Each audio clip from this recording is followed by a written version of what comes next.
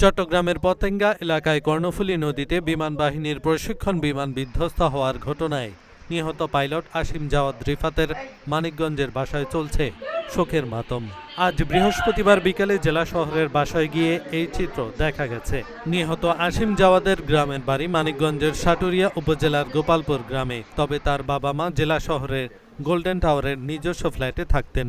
আর চাকরিজনিত কারণে আসিম জাওয়াদ রিফাত স্ত্রী ও 2 সন্তান সহ চট্টগ্রামে থাকতেন।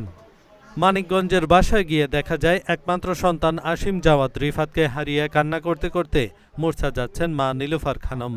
আত্মীয় স্বজনরা তাকে সান্ত্বনা দেওয়ার চেষ্টা করছেন।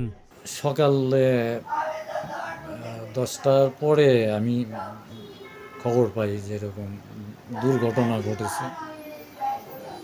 তো সেখানে যে আমার ভাগ্নে আছে সেটা আমি কল্পনা করতে পারি নাই প্রথমে। পরে জানতে পারলাম যে ভাগ্নে, কিন্তু তারপরে বিভিন্ন মাধ্যমে খবর আসতে থাকে এবং মিডিয়াতেও যে খবরগুলো পাচ্ছিলাম তাতে আশাবাদী ছিলাম যে আমার ভাগনা বেঁচে আছে।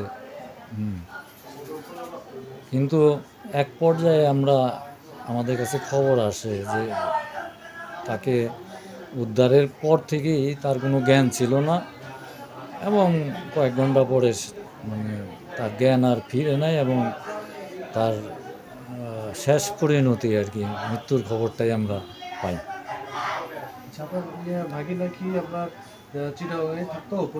হ্যাঁ, সে তার স্ত্রী শিশু সন্তান নিয়ে চিটাগাঙেই থাকে। এহসানুল হক, ঢাকা পোস্ট।